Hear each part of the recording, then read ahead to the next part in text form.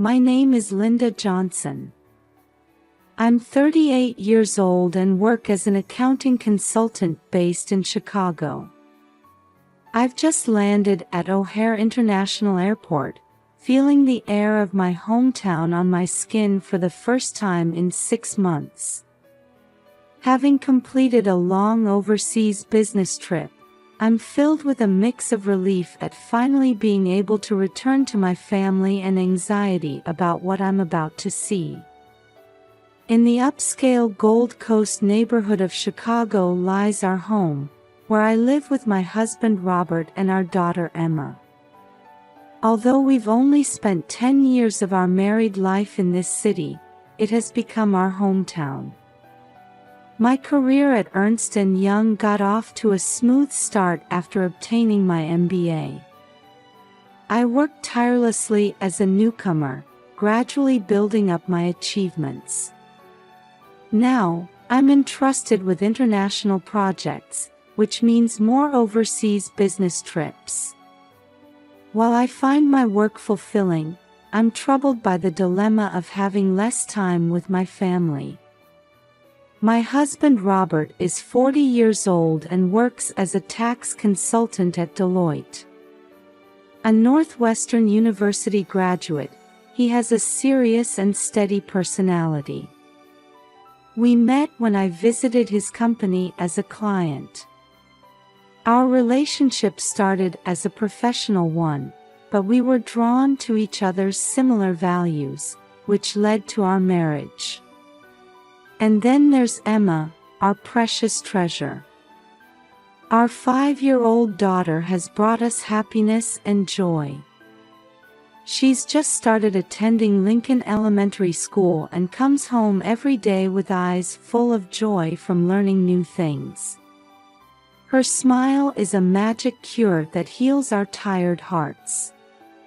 Our daily family life was built on small moments of happiness, like conversations around the dinner table on weekday evenings or weekend picnics in Millennium Park.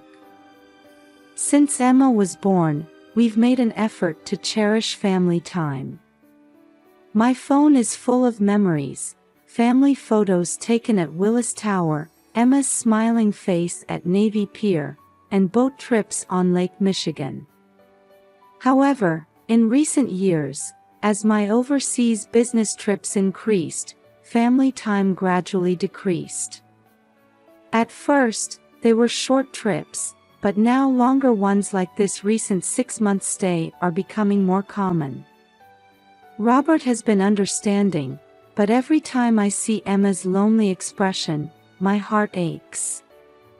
During this 6-month trip, communication with my family didn't go as well as I'd hoped.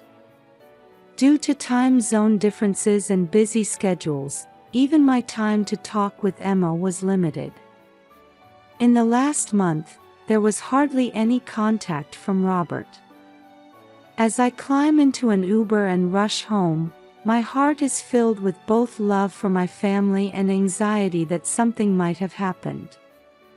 As the Gold Coast cityscape spreads out beyond the window, I take a deep breath and let my thoughts wander to the reunion awaiting me at our home. The Chicago cityscape visible from the Uber window was as vibrant as it was 6 months ago.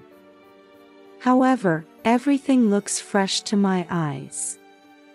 After a long time abroad, the air of my hometown feels nostalgic and slightly different.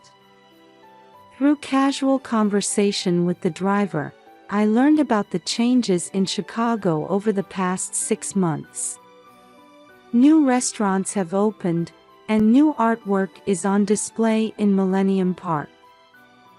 As I think about taking Emma there, I suddenly feel a tightness in my chest. A pang of regret for missing moments of my daughter's growth flits across my heart. "Ma'am, we've arrived at Gold Coast." The driver's voice brings me back to reality, and I see the familiar sight of our home. In the small garden in front of the entrance, the tulips I planted before leaving are blooming beautifully. Seeing the flowers Emma and I planted together firmly rooted gives me a sense of relief. "I'm home," I say as I open the front door and step inside. However, there's no welcoming voice or sound of Emma's running footsteps as I expected. The house is eerily quiet, feeling somehow lifeless. "Robert? Emma?" I call out, but there's no response. Anxiety spreads in my chest. As I step into the living room, I find toys scattered about and dust settled everywhere. I wonder why Robert, who's usually so clean, hasn't tidied up. Heading to the kitchen, I find a mountain of dishes piled in the sink and the smell of garbage lingering.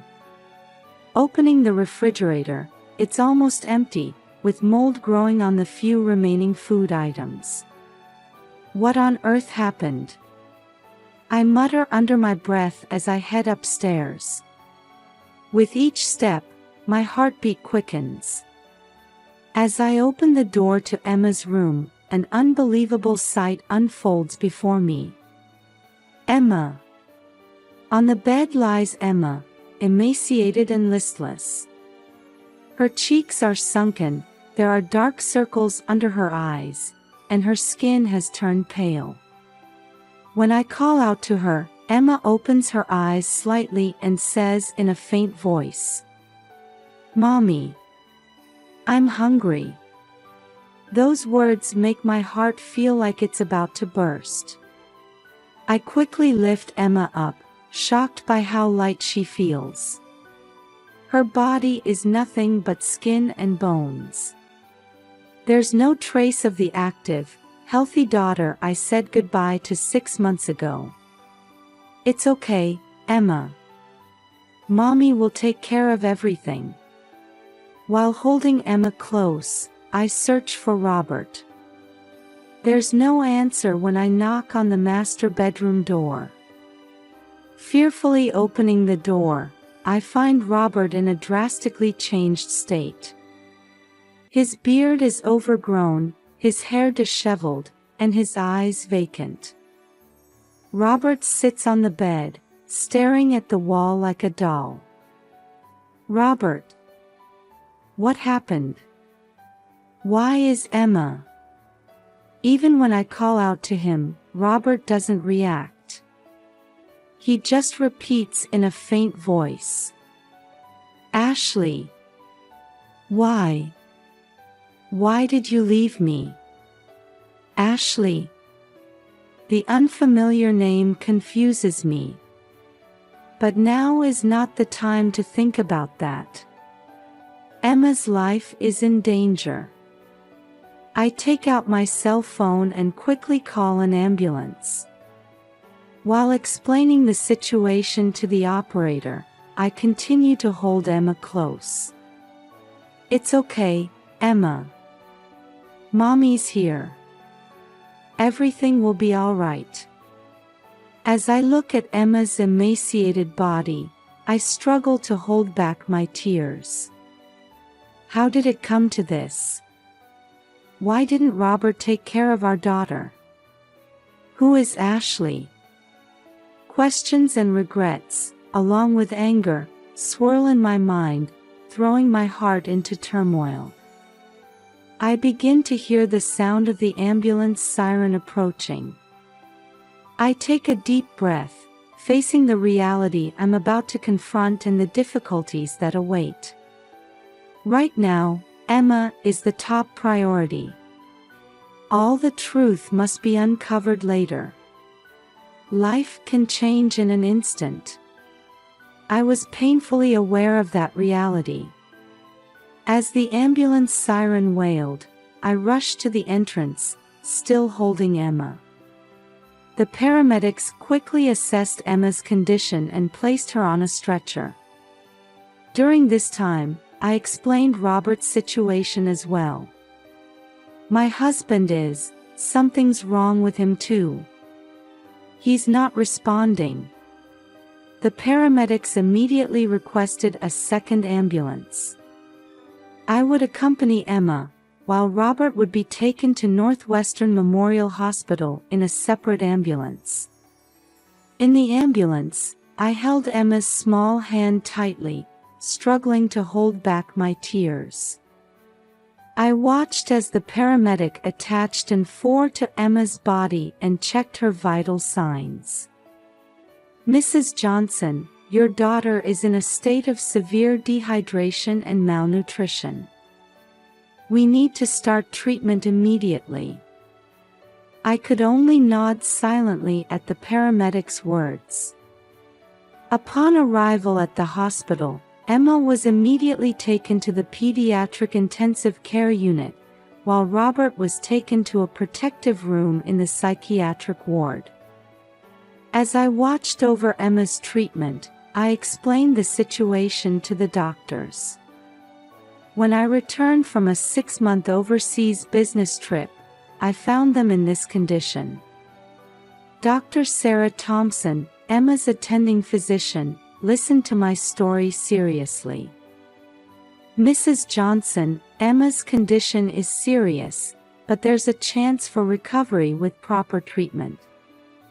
She'll need to be hospitalized for a while, but we'll do our best."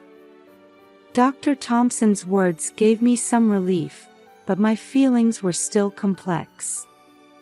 Once Emma's treatment was underway, I went to check on Robert's condition.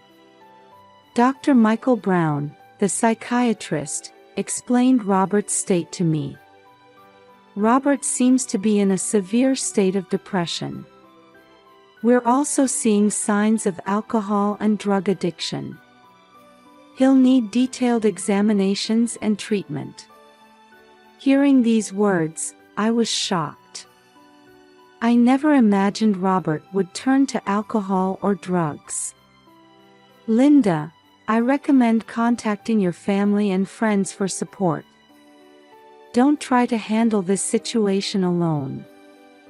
Following Dr. Brown's advice, I contacted my parents and Robert's parents. Everyone was shocked and agreed to come to the hospital immediately. A few hours later, after confirming that Emma and Robert's conditions had temporarily stabilized, I decided to return home. I thought I might find some clues if I searched the house more thoroughly.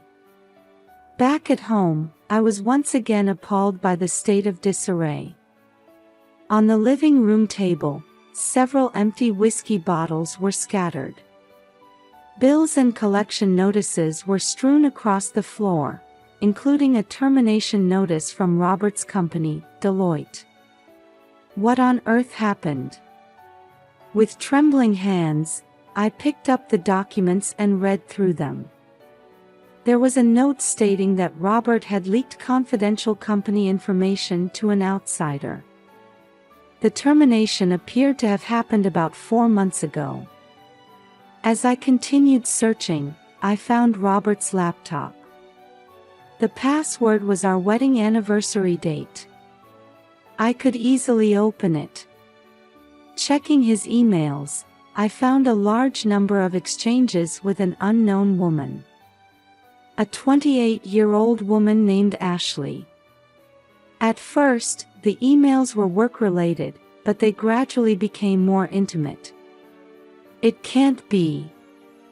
An indescribable pain shot through my chest. Robert's affair. And did he leak confidential information because of his relationship with this woman? The last email was from about a month ago. "Ashley, why did you abandon me? I can't live without you." There were multiple one-sided messages from Robert, but no replies from Ashley. As all the truths come to light, anger, sadness, and a deep sense of disappointment well up inside me. Robert, who endangered Emma's life and destroyed our family. Yet, at the same time, I can't help but worry about his mental state. My cell phone rings with a call from the hospital. Emma has regained consciousness and is calling my name. I'll be right there. I hang up and take a deep breath. How should I face the difficult situation ahead? But now, I must be strong for Emma's sake. Before leaving the house, I take one last look around the living room. There are no traces of our once happy family anywhere. From now on, I'll have to rebuild everything from scratch. With that resolve, I head to the hospital. Back at the hospital, Emma had regained some of her strength. She held my hand and gave me a weak smile. While feeling relieved at her condition, the still unresolved truths weighed heavily on my heart. After Emma fell asleep, I sighed deeply in the hospital corridor. Dr. Brown, Robert's attending physician, approached me. "Linda, there's been some improvement in Robert's condition. He's shared some information with us." I leaned forward, listening intently. "Robert keeps mentioning a woman named Ashley. It seems his relationship with her triggered these recent events." Hearing Ashley's name, something nagged at me. I felt like I'd heard it somewhere before. With this thought, I headed to Robert's room. Robert seemed calmer than before, and he teared up when he saw me. "Linda, I'm so sorry." I sat down quietly in a chair, deciding to listen to his story. Ashley was my subordinate. She was talented, and I trusted her. But it was all a trap. According to Robert, Ashley skillfully gained his trust and gradually extracted confidential information from him. Then, one day, she suddenly disappeared and sold that information to a competing company. Deloitte fired me immediately. I lost everything. As I listened to Robert's confession, something kept nagging at me. Ashley. That name and the situation he described gave me a sense of déjà vu. Suddenly, the memory came back to me. Ashley Miller. A woman who was my colleague during my early days at Ernst & Young. She always viewed me as a rival and repeatedly harassed me. Eventually, she was fired from the company for misconduct. It can't be. I quickly took out my cell phone and contacted a former colleague. When I asked about Ashley's current situation, I learned that she had changed her name a few years ago and joined Deloitte. All the pieces fell into place. Ashley had deliberately approached Robert to get revenge on me. She used him to steal information while simultaneously trying to destroy our family. When I told Robert this fact, he looked stunned. "I can't believe it. I was just a tool." Tears welled up in Robert's eyes. However, anger and sadness were swirling in my heart. I couldn't forgive him for endangering our family and making Emma suffer. The next day, I met with James Wilson, a trustworthy lawyer. I explained the entire situation to him and sought his advice. "Linda, this is a complex case. Robert's actions are indeed serious, but he's also a victim in a way." James continued, carefully choosing his words. "However, we must prioritize your child's welfare. In the current situation, it's dangerous to entrust Emma's care to Robert." I nodded deeply. Emma's safety is the top priority. Let's proceed with the divorce. At the same time, we need to consider legal action against Ashley. At James's words, I steeled my resolve. To protect my family and start a new life, I must face these difficulties. Please, James. Proceed with the divorce proceedings. My voice was shaking, but my determination was firm. On the way back to the hospital, I quietly cried in the car. Memories of our once happy family flashed through my mind like a montage. But there's no going back now. When I entered Emma's hospital room, she smiled at me energetically. "Mommy, when can we go home?" "Soon, Emma. And then, we'll start a new life together." As I hugged my daughter, I made a vow in my heart. No matter what difficulties we face, I will protect Emma and make her happy. And I will walk strongly into our new life as mother and daughter. On the day of Emma's discharge, I faced Robert in the hospital corridor. His eyes were filled with remorse. "Linda, I'm truly sorry." I took a deep breath and carefully chose my words. "Robert, I understand how you feel. But from now on, we have to put Emma first." He nodded silently. After that, I took Emma to my parents' house, while Robert began treatment at the Betty Ford Center. A few days later, I was at James Wilson's law office, finalizing the details of the divorce proceedings. "Linda, I've submitted the divorce petition to the Cook County Circuit Court.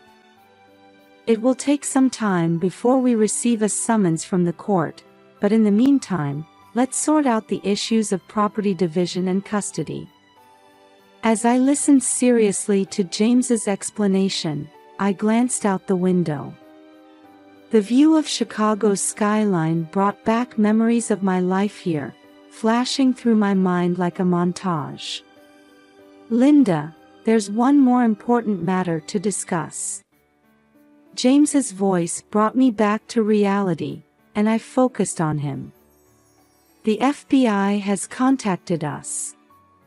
They've started a large-scale investigation into Ashley's fraud." My heart raced at his words. It turns out that Ashley's actions weren't just targeting Robert. She had been stealing confidential information from multiple major companies and selling it on the black market. No way. I was at a loss for words as James continued quietly. "The FBI has begun tracking Ashley, but it's highly likely she's already fled the country. Linda, you may be asked to testify as a witness." That night, after putting Emma to bed, I sat alone in the living room, reflecting on the events of the past few weeks. Suddenly, my cell phone rang. It was an unknown number. "Hello, this is Linda Johnson." "Linda, it's me. Ashley." I caught my breath at the sound of her voice. "Why are you calling me?" I wanted to apologize and explain. Ashley's voice sounded tired, unlike her usual assertive tone. "My actions were wrong. I was possessed by jealousy and a desire for revenge against you, and I did something unforgivable." I listened silently. But at the very end, I realized that what I did wouldn't make anyone happy.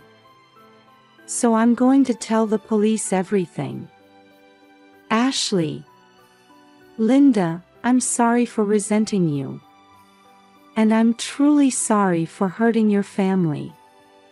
After the call ended, I stood there for a long time. Complex emotions swirled in my chest. The next day, I received a call from the FBI. Ashley had turned herself in and confessed to all her crimes. Her testimony would lead to the resolution of multiple corporate espionage cases. Meanwhile, Robert's treatment at the Betty Ford Center was progressing smoothly. On the weekly visitation day, he was gradually returning to his former self. "Linda, thank you so much. Thanks to you, I've found a way to get back on my feet."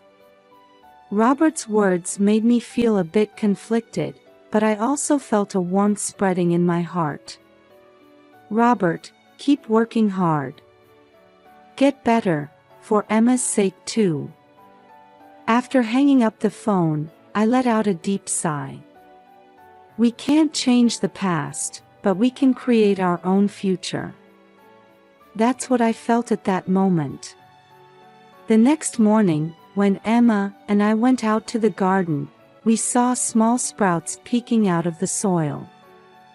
The flower seeds Emma had received as a housewarming gift were already beginning to sprout. "Look, Mommy. The sprouts are coming up." Emma's eyes were shining. Looking at her, I made a vow in my heart. Like these new sprouts, our lives would grow and flourish from now on. Having overcome difficulties and found a new ray of hope, I was certain at that moment. No matter what trials await us, as long as Emma and I are together, we can surely overcome them. And so, the Chicago morning sun began to gently illuminate our new life.